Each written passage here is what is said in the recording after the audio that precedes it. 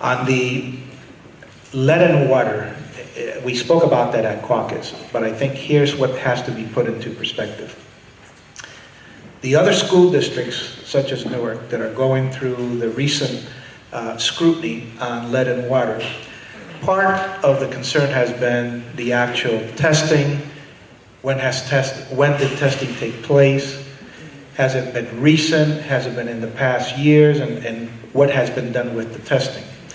While they are responding to those questions based on the issue of transparency, this district has been testing, and testing has been posted on the website in terms of results. For the last number of years, the district has taken a strategy of remediation, which has meant that all those points of potable water for the schools, those that were originally tested as being higher than the EPA level, the first thing the school district did was to make sure those points of use were not in use. They were shut down. So that was one of the first strategies to ensure that any testing in the district with any drinking water source was shut off.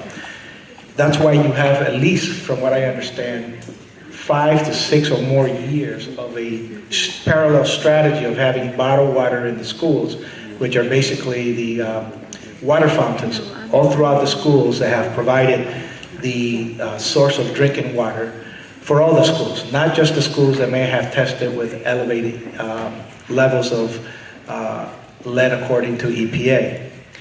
During the last couple of years, as I mentioned in the caucus, testing took place beyond the drinking points of use, such as the pools, kitchen facilities, so forth and so on.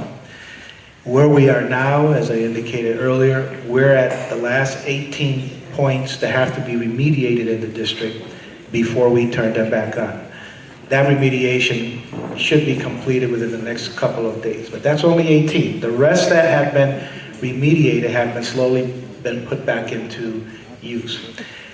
What you find throughout the district, based on what happened even prior to my time, is that based on the earlier testing, anything that did test elevated was shut down, and you see signage on the fountains or on the sinks indicating that they're not to be used and they are shut off.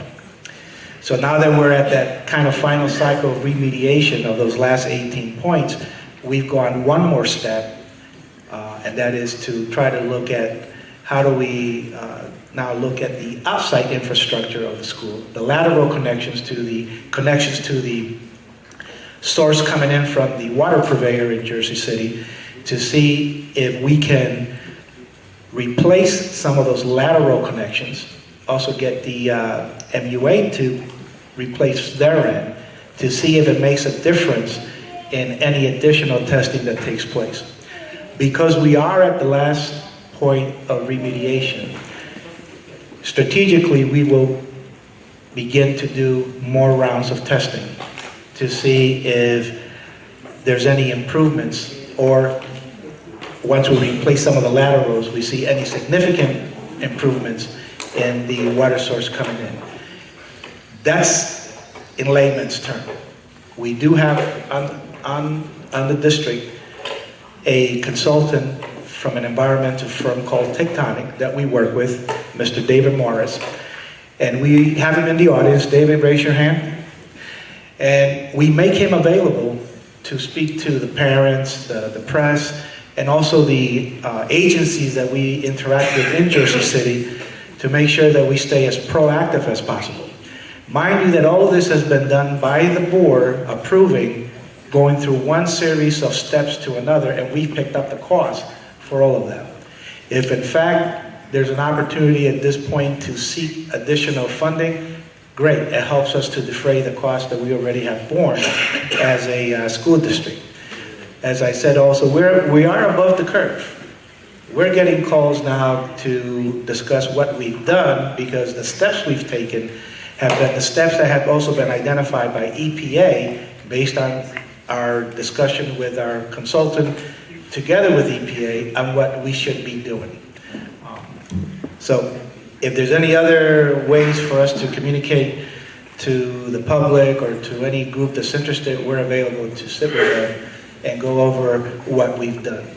We have not been contacted by any of the local media to do any, let's say, full-blown story yet, but I'm sure we will be. But the concentration is on those school districts that probably need to test that haven't been tested. And we did get a call from DOE, as I indicated earlier, to alert us that we might become a focus point of providing some direction, some guidance of what the school district has done in reference to lead and water. So we feel that we are ahead of the curve on this one.